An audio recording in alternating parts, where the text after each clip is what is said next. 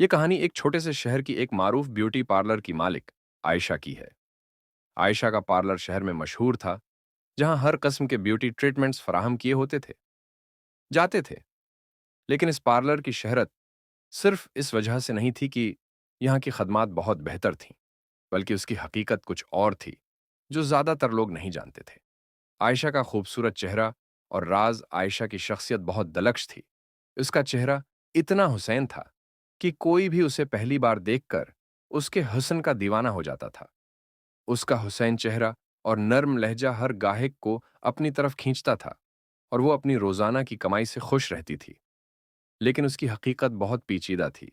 وہ صرف ایک بیوٹی پارلر کی مالک نہیں تھی، بلکہ ایک پراسرار اور خوفناک راز کی حامل تھی۔ ہر رات جب پارلر بند ہوتا، عائشہ ایک عجیب و غریب طریقے سے بدل جاتی۔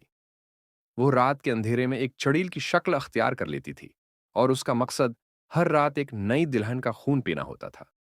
پہلا حملہ۔ سارا کی کہانی۔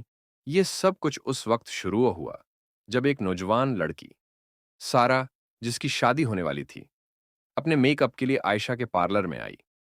سارا ایک خوش و خرم لڑکی تھی جو بہت ہی جلدی شادی کے بندھن میں بندھنے والی تھی۔ اس نے عائشہ سے میک اپ کے لیے اپائنٹمنٹ لی تھی، اور عائشہ نے اسے بخوبی خوش آمدید کہا۔ سارا کو پارلر کا ماحول بہت دلکش لگا، لیکن اس کے دل میں ایک عجیب سا خوف بھی تھا۔ جیسے ہی سارا پارلر میں داخل ہوئی، عائشہ نے اسے ایک کمرے میں لے جا کر اس کا میک اپ کرنے کی پیشکش کی۔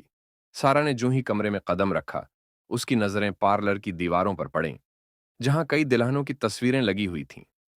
ان تصویروں میں ایک عجیب سی خالی پن کی جھلک نظر آ رہی تھی، جیسے یہ سب لڑکیاں اب یہاں نہیں تھیں۔ سارا نے فوراً خود کو پرسکون کیا اور عائشہ کے ساتھ کمرے میں بیٹھی۔ عائشہ نے اسے شاندار میک اپ کرنا شروع کیا۔ وہ اتنی ماہرانہ انداز میں کام کر رہی تھی کہ سارا کچھ وقت کے لیے بے خبر ہو گئی۔ لیکن جیسے ہی عائشہ نے سارا کے گالوں کو نرمی سے چھوا، اس کے ذہن میں ایک عجیب سا خیال آیا۔ وہ سارا کو میک اپ کرنے کے دوران کچھ بہت ہی عجیب سی نظر سے دیکھ رہی تھی۔ اگلی صبح، ایک پراسرار واقعہ۔ اگلی صبح سارا کی ماں اسے اٹھانے کے لیے اس کے کمرے میں آئی، مگر اسے سارا کا کوئی اتا پتہ نہیں ملا۔ اس نے پورے گھر میں اسے ڈھونڈا، لیکن سارا کہیں بھی نہیں تھی۔ آخرکار اس نے پولیس کو اطلاع دی، اور پولیس نے پوری تحقیق شروع کی۔ تحقیقات کے دوران پولیس کو عائشہ کے پارلر کے بارے میں کئی شکایات ملی، لیکن یہ شکایات زیادہ تر گمشدہ دلہنوں کی تھیں۔ کسی نے بھی اس کی حقیقت کا پتہ نہیں چلایا تھا۔ ہر دلہن کے ساتھ کچھ نہ کچھ پراسرار حادثہ پیش آتا، اور پھر وہ غائب ہو جاتی۔ دوسرا حملہ۔ میرا کی کہانی۔ اسی دوران میرا، جو ایک اور خوبصورت دلہن تھی، پارلر میں آئی۔ میرا بھی سارا کی طرح شادی کے لیے تیار تھی، اور اسے بھی عائشہ کے پارلر میں میک اپ کے لیے اپائنٹمنٹ ملی تھی۔ جیسے ہی میرا پارلر میں داخل ہوئی، اسے وہی خوف محسوس ہوا جو سارا کو ہوا تھا۔ اس نے عائشہ کو دیکھ کر سوچا کہ کچھ تو گڑبڑ ہے، لیکن پھر وہ اپنے دل کو تسلی دے کر میک اپ کرانے بیٹھ گئی۔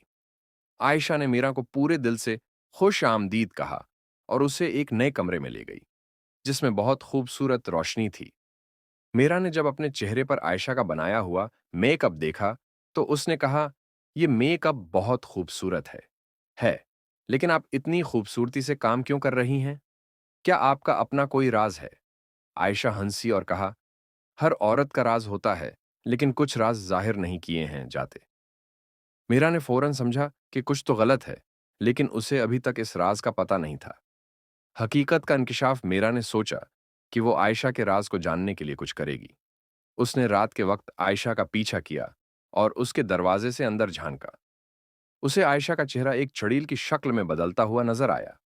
وہ دماغی طور پر اس تبدیلی کے لیے تیار نہیں تھی، لیکن جیسے ہی اس نے مزید غور کیا، اسے یقین ہو گیا کہ عائشہ ایک چڑیل ہے۔ میرا نے فوراً اپنے شوہر کو اس راز کے بارے میں بتایا، اور دونوں نے مل کر ایک منصوبہ بنایا۔ انہوں نے عائشہ کو اس کی حقیقت دکھانے کے لیے تیار کیا۔ رات جب عائشہ خون پینے کے لیے ایک نئی دلہن کی تلاش میں نکلی، میرا اور اس کا شوہر اس کے پیچھے گئے۔ عائشہ کی حقیقت سامنے آئی، اور اس کی چڑیل کی شکل اور خون پینے کی عادت ظاہر ہوئی۔ میرا اور اس کے شوہر نے مل کر عائشہ کا مقابلہ کیا اور آخرکار اس کا خاتمہ کیا۔ اختتام۔ اس کے بعد سے आयशा का पार्लर बंद हो गया और गांव में दोबारा अमन कायम हो गया। लेकिन लोग आज भी उस गांव में आते हैं और आयशा की कहानी सुनाते हैं।